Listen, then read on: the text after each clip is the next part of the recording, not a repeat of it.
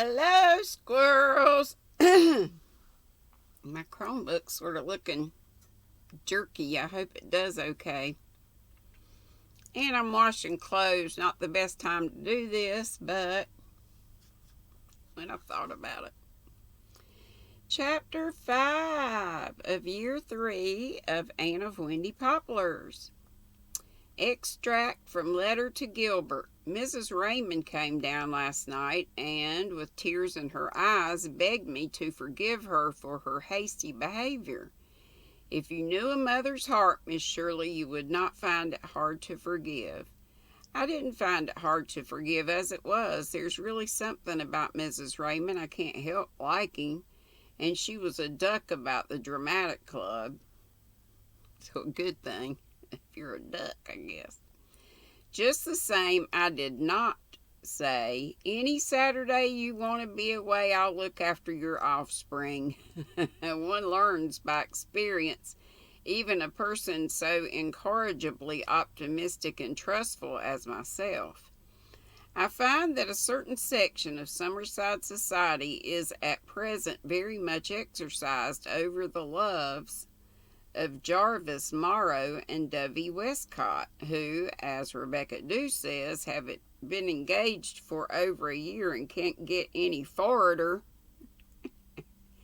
Aunt Kate, who is a distant aunt of Dovey's, to be exact, I think she's the aunt of a second cousin of Dovey's on the mother's side, is deeply interested in the affair because she thinks Jarvis is such an excellent match for Dovey, and also, I suspect, because she hates Franklin Westcott and would like to see him routed, horse, foot, and artillery. Not that Aunt Kate would admit she hated anybody, but Mrs. Franklin Westcott was a very dear girlhood friend of hers, and Aunt Kate solemnly avers that he murdered her. I am interested in it, partly because I'm very fond of Jarvis and moderately fond of Dovey, and partly I begin to suspect because I am an inveterate meddler in other people's business. Always with excellent intentions, of course. The situation is briefly this. Franklin Westcott is a tall, somber, hard-bitten merchant, close and unsociable. He lives in a big old-fashioned house called Elmcroft, just outside the town on the Upper Harbor Road. I have met him once or twice, but really know very little about him, except that he has an uncanny habit of saying something, then going off into a long chuckle of soundless laughter. He has never gone to church since hymns came in, and he insists on having all his windows open, even in winter storms. I confess to a sneaking sympathy with him in this, but I'm probably the only person in Summerside who would. He has got into the habit of being a leading citizen, and nothing municipal dares to be done without his approval. His wife is dead. It is common report that she was a slave, unable to call her soul her own. Franklin told her, it is said, when he brought her home, that he would be master. Dovey, whose real name is Sybil, is the only child, a very pretty, plump, lovable girl of 19, with a red mouth, always falling a little open over her small white teeth, glints of chestnut in her brown hair, alluring blue eyes, and sooty lashes so long you wonder if they can be real. Jen Pringle says it's her eyes Jarvis is really in love with. Jen and I have actually talked the affair over. Jarvis is her favorite cousin. In passing, you wouldn't believe how fond Jen is of me, and I of Jen. She's really the cutest thing. Franklin Westcott has never allowed Dovey to have any beaux, and when Jarvis Morrow began to pay her attention, He forbade him the house and told Dovey there was to be no more running around with that fellow. But the mischief had been done. Dovey and Jarvis were already fathoms deep in love. Everybody in town is in sympathy with the lovers. Franklin Westcott is really unreasonable. Jarvis is a successful young lawyer of a good family with good prospects and a very nice, decent lad in himself. Nothing could be more suitable, declares Rebecca Dew. Jarvis Morrow could have any girl he wanted in Summerside. Franklin Westcott has just made up his mind that Dovey is to be an old maid. He wants to be sure of a housekeeper when Aunt Maggie dies. Isn't there anyone who has any influence with him, I ask. Nobody can argue with Franklin Westcott. He's too sarcastical. And if you get the better of him, he throws a tantrum. I've never seen him in one of his tantrums, but I've heard Miss Prouty describe how he acted one time when she was there sewing. He got mad over something, nobody knew what. He just grabbed everything in sight and flung it out the window. Milton's poems went flying clean over the fence into George Clark's lily pond. He's always kind of had a grudge at life. Miss Prouty says her mother told her that the yelps of him when he was born passed anything she'd ever heard. I suppose God has some reason for making men like that, but you'd wonder. No, I can't see any chance for Jarvis and Dovey unless they elope. It's kind of a low-down thing to do, though. There's been a terrible lot of romantic nonsense talked about eloping, but this is a case where anybody would excuse it. I don't know what to do, but I must do something. I simply can't sit still and see people make a mess of their lives under my very nose. No matter how many tantrums Franklin Westcott takes, Jarvis Morrow is not going to wait forever. Rumor has it that he is getting out of patience already and has been savagely cutting Dovey's name out of a tree on which he had cut it.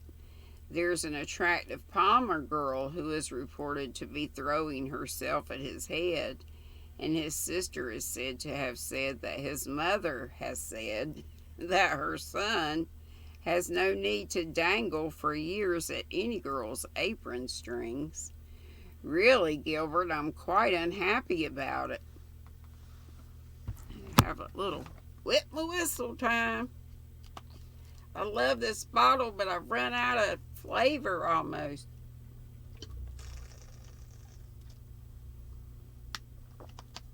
And I would have some already if it weren't for my debit card mess up. Still waiting. Y'all help me pray that thing comes soon, soon, soon.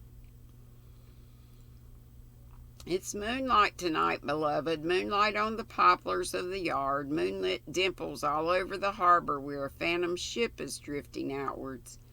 Moonlight on the old graveyard, on my own private valley, on the Storm King, and it will be moonlight in Lover's Lane and on the Lake of Shining Waters and the Haunted Wood and Violet Vale. There should be fairy dances on the hills tonight, but Gilbert, dear, moonlight with no one to share it is just moonshine. I wish I could take little Elizabeth for a walk. She loves a moonlight walk. We had some delightful ones when she was at Green Gables, but at home Elizabeth never sees moonlight except from the window. I'm beginning to be a little worried about her, too. She's going on 10 now, and those two old ladies haven't the least idea what she needs, spiritually and emotionally. As long as she has good food and good clothes, they cannot imagine her needing anything more. And it will be worse with every succeeding... Excuse me. Turn that off. Be worse with every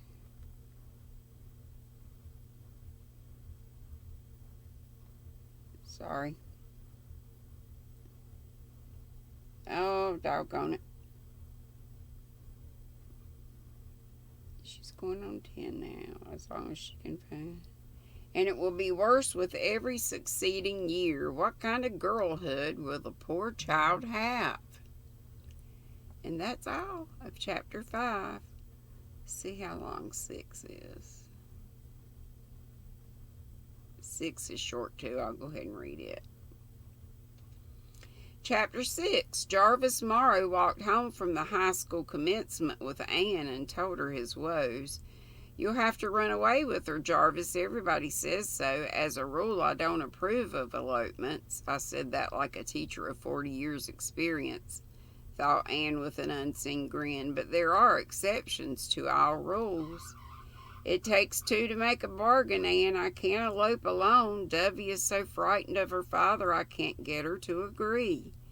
And it wouldn't be an elopement, really. She'd just come to my sister Julia's, Mrs. Stevens, you know, some evening. I'd have the minister there, and we could be married respectfully enough to please anybody, and go over to spend our honeymoon with Aunt Bertha in Kingsport. Simple as that.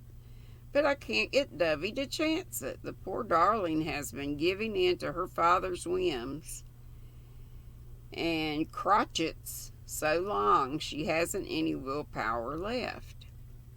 You'll simply have to make her do it, Jarvis. Great Peter, you don't suppose I haven't tried, do you, Anne? I've begged her so I was black in the face. When she's with me, she'll almost promise it, but the minute she's home again, she sends me word she can't. It seems odd, Anne, but the poor child is really fond of her father, and she can't bear the thought of his never forgiving her. You must tell her she has to choose between her father and you. And suppose she chooses him? I don't think there's any danger of that. You can never tell, said Jarvis gloomily, but something has to be decided soon. I can't go on like this forever. I'm crazy about Dovey. Everybody in Summerside knows that. She's like a little red rose just out of reach. I must reach her, Anne. Poetry is a very good thing in its place, but it won't get you anywhere in this instance, Jarvis, said Anne coolly.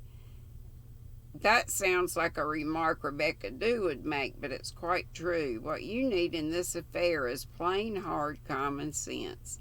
Tell Dovey you're tired of shilly-shallying and that she must take you or leave you. If she doesn't care enough for you to leave her father for you, it's just as well for you to realize it. Jarvis groaned. You haven't been under the thumb of Franklin Westcott all your life, Anne. You haven't any realization of what he's like. Well, I'll make a last and final effort, as you say. If Dovey really cares for me, she'll come to me, and if she doesn't, I might as well know the worst. I'm beginning to feel I've made myself rather ridiculous. If you're beginning to feel like that, thought Anne, Dovey would better watch out. Dovey herself slipped into Windy Poplars a few evenings later to consult Anne. What shall I do, Anne? What can I do? Jarvis wants me to elope, practically. Father is to be in Charlottetown one night next evening at a Masonic banquet, and it would be a good chance. Aunt Maggie would never suspect. Jarvis wants me to go to Mrs. Stevens and be married there. And why don't you, Dovey? Oh, Anne, do you really think I ought to? Dovey lifted a sweet, coaxing face. Please, please, make up my mind for me. I'm just distracted. Dovey's voice broke on a tearful note. Oh, Anne, you don't know Father. He just hates Jarvis. I can't imagine why. Can you? How can anybody hate Jarvis? When he called on me the first time, Father forbade him the house and told him he'd set the dog on him if he ever came again. Our big bull. You know they never let go once they take hold, and he'll never forgive me if I run away with Jarvis. You must choose between them, Dovey. That's what Jarvis said, wept Dovey. Oh, he was so stern. I never saw him like that before, and I I live without a man. Then live with him, my dear girl, and don't call it eloping. Just coming into Summerside and being married among his friends isn't eloping. Father will call it so, said Dovey, swallowing a sigh. But I'm going to take your advice, Anne. I'm sure you wouldn't advise me to take any step that is wrong. I'll tell Jarvis to go ahead and get the license, and I'll come to his sister's the night Father is in Charlottetown. Jarvis told Anne triumphantly that Dovey had yielded at last. I'm to meet her at the end of the lane next Tuesday night. She won't have me go down to the house for fear Aunt Maggie might see me. And we'll just step up to Julia's and be married in a brace of shakes. All my folks will be there, so it will make the poor darling quite comfortable. Franklin Westcott said I should never get his daughters. I'll show him. Franklin Westcott said I should never get his daughter. I'll show him he was mistaken. And that's it. And we'll be on chapter 7 tomorrow. So I read 5 and 6 today. Yay! Live at 5 today. Tea with me, GrannyDee. Y'all have a happy Monday. Until then, see ya. Be sweet. Don't be ugly. Bye-bye.